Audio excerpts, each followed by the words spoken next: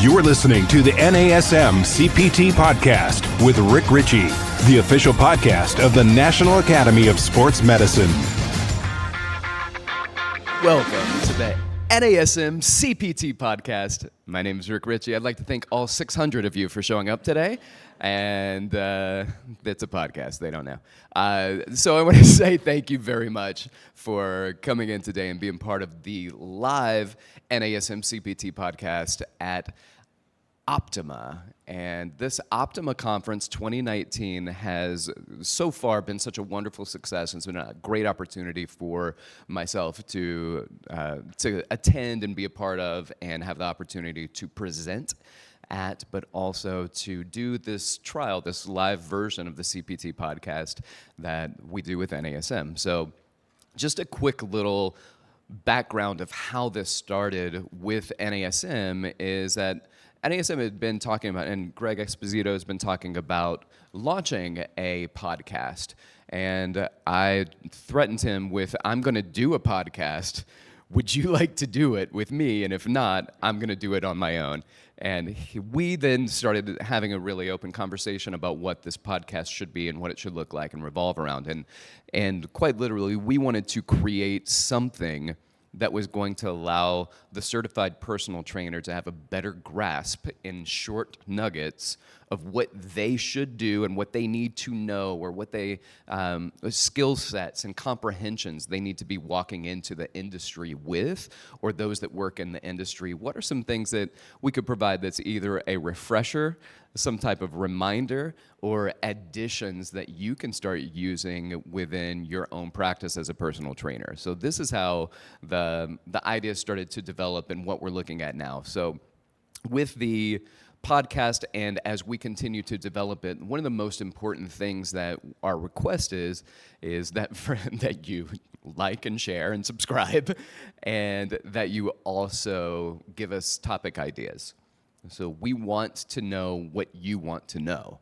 And for me, this one's going to be a different, not just because it's live, a different podcast, but because you are going to ask questions, and I haven't gone to my research database to start pulling out peer-reviewed content, and I can go over it and have a better idea of what the science says. I'm going to have to just rely on what might be in my brain right now, and after an excellent evening last night and an early wake up this morning, that could be challenging. So let's go ahead and prime this with saying, if you've got questions, and I hope you do, then let me know. Like, show of hands if you've got questions that are prepared coming into the podcast. Right? There's 600 people here, and I've got about 80, 90 questions. Okay, so that should be good. While I'm looking for the person that we're going to ask questions for first, I'm going to pull up this other microphone and have you ask it into the mic, so that way we get a capture of it instead of me just repeating your question. So, questions from the group. Yeah, you do. When I started out doing... It doesn't work, does it? That's all right. I have a loud voice. I can talk into yours when it's over there. When I decided to get my certification, actually someone else did the research for me, and I just kind of picked up on his, and he said NASM and this is the best. So I started out, and I started out with the OPT model, and since I had not really looked into other certification programs, to me it seems like a no-brainer. You start out with stability, imbalance, and things like that. Do other certifications not, and I've talked with other trainers since then, and they're not really familiar with it. So do they not start out with those kinds of things? I know they work them, and I know people talk about it, but it is not a specific structure that they actually follow. Gotcha. That's a good question. And here's what I'm going to say. I can't really speak to what other certifications do. But I can speak to what allows NASM to be such a special series of education as a company, is because they create systems. And the systems that NASM creates is what makes it valuable. So you look at the system of the OPT model, this progressive, systematic approach for fitness-related outcomes. And actually, it's performance-related outcomes. So the model itself was initially designed for athletes, and it's been modified over the years to also include your traditional clientele. So I remember the first time I started getting my certification, and when I got a job, and I didn't have to be certified at first, but I had to be certified at some point. So I didn't have any money. I was broke, living in New York City, making $7 an hour as a floor trainer, and I was like, I'm just gonna get the cheapest certification I can find. And then I found out what it was, and I borrowed the book from someone, and I read it cover to cover. I was so excited, but I didn't have to pay for it yet, right? So let me learn the information. When I'm ready to take the test, I'll pay for it and just take the test.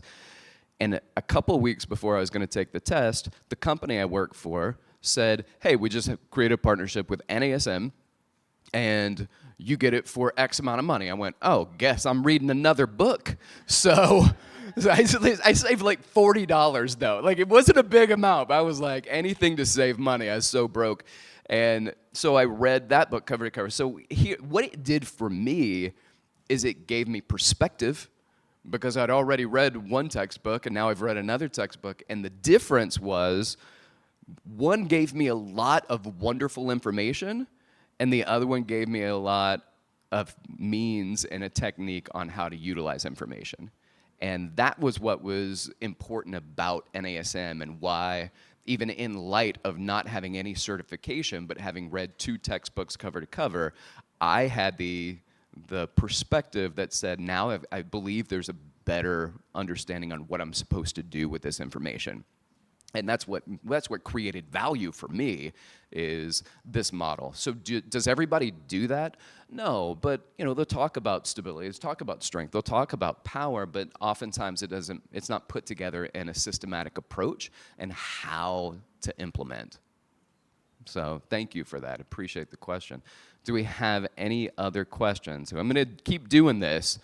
And so let's get those hands up. You got questions? Yes, I got a question. Microphone's coming over. Good morning. I have a question about regulation in the industry, since we're talking about certifications. I've had quite a few conversations about this lately, and my opinion has changed a lot in a lot of different ways. But I know there's a lot of unintended consequences if we overregulate personal trainers. And I'm wondering if you've put any thought into what we can do to help, continue to protect our moniker, our titles, and our positions. That is a really interesting question, and I'm going to say this. I believe it was the state of Maryland who has made multiple pushes at licensure for personal training, and the industry in general is against licensure, because the industry has a lot of money involved in it. Like, there are companies that do it, and NASM included, right, that make money through the education of personal trainers. So a licensure, when it starts to be put out there as a concept, the industry likes to come in and they'll say, hey, we do regulate ourselves. And there was a problem several years ago, is that you say, well, you regulate yourself, but you've got this certification and this certificate, and they're all different. So how do you balance that out? If we say, well, if I create licensure, then everybody's on the same page. And so it was a good question, and IRSA, along with kind of the big three, so NASM, NSCA, ACSM, all got together, along with several other certifying bodies, and they said, we can regulate ourselves. And one of the things that they had to do in this process was they had to do an accreditation. And that's why several years ago, you may have been, how long have you been a personal trainer? 13. So you were a trainer long before the accreditation process. So we kind of had this little moment of fear, like, am I going to have to retake my exams to be accredited and things like that? But the accreditation process is something that now says there needs to be content that strings all of these certifications together, so there's a base amount of information that needs to be known for every certified personal trainer out there. So that's kind of how industry-wise things started working. And then we've got this title of a personal trainer, and that was also debated. Is it going to be a fitness trainer? Is it going to be, so there are all sorts of names that were being put out there, but personal trainers, what they go with, the regulation is now through the accreditation process, and we're accredited through NCAA. Is that right? Yeah, NCAA, yeah. That's the accreditation body, and it's a third-party accreditor. So what happens is that they will then take a group of personal trainers, ask them what you think you need to know in the personal training, and they start rolling that out to all of these accrediting bodies.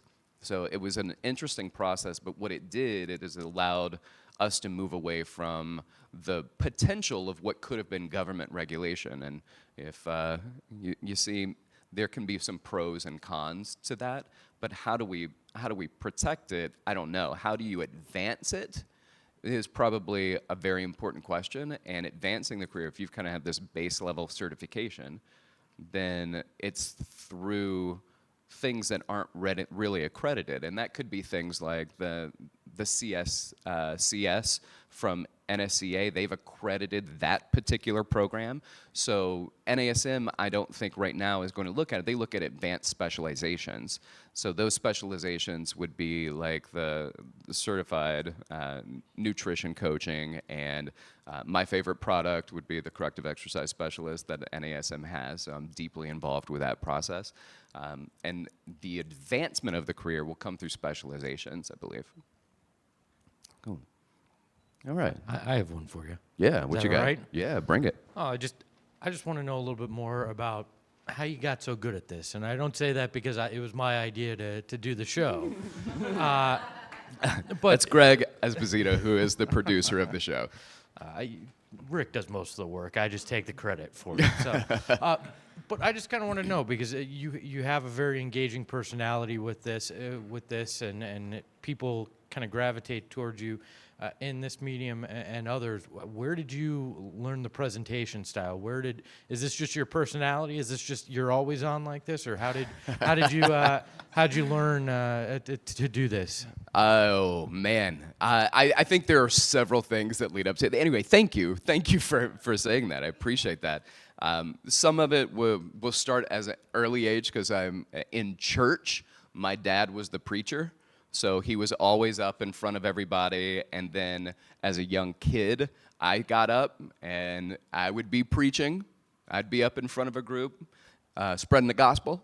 And then I got into college and or in high school, and then they started doing, I think because the personality led to things like this. I don't think it's because there was a skill set there necessarily, but I started doing more theater and went into college, theater and communications as a major in college. I think it's all part of this refining process. And what's really interesting is I tell people all the time, I'm not sure if there is anything that truly refined it, or if it's just something that I've been innately allowed to do. But being in front of people and having these conversations, and even in front of a camera and watching other people when they get up, and if they could be the best presenters in the world, that you have 5,000 people and they put a camera in front of them and they absolutely go mute. They're like, that was OPT. I'm like, that is correct. Continue, right? Finish your sentence. And so the answer is I don't know, but I think there were a lot of influences throughout my life that led to that. That was far more humble than I expected, so thank you. Because I was born awesome. That's about where I thought you were going to go. So thank you so much for listening. This is the NASM CPT Podcast.